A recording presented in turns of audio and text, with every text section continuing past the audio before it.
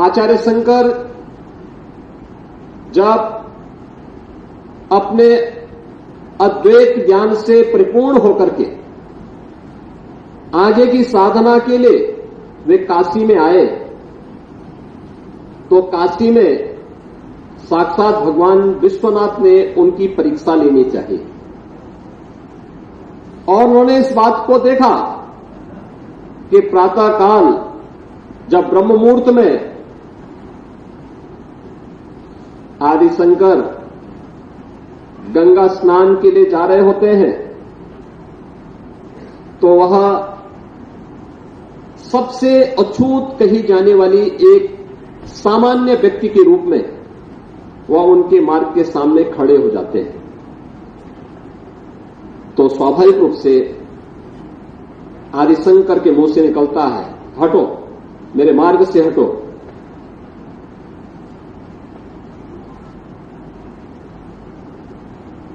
तो सामने से जो चंडाल होता है वह एक प्रश्न पूछता है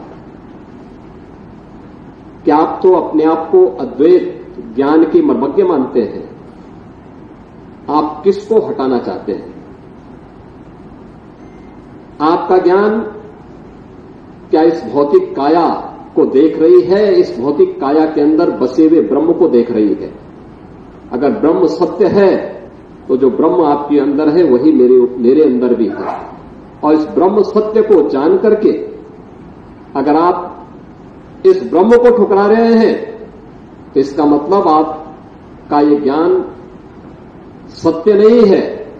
तो उन्होंने, वही भौचक थे, एक चंडाल के मुंह से इस प्रकार की बात। उन्होंने कहा कि आप कौन हैं, मैं जानना चाहता हूं। उन्होंने कहा कि जिस ज्ञान व्यापी की साधना के लिए, दुर्भाग्य से वो ज्ञान व्यापी आज लोग उसको दूसरे शब्दों में मस्जिद कहते हैं, लेकिन वो ज्ञान व्यापी साक्षात विश्वनाथ ही है। जिस ज्ञान व्यापी की उपासना के लिए आप केरल से चल करके यहां आए हैं, मैं उसका साक्षात स्वरूप विश्वनाथ हूं।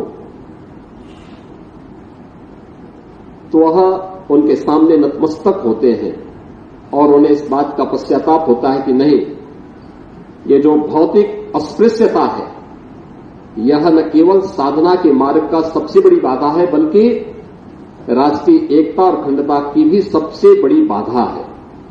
और इस बड़ी बाधा को अगर हमारे समाज ने समझा होता तो देश कभी गुलाम नहीं होता।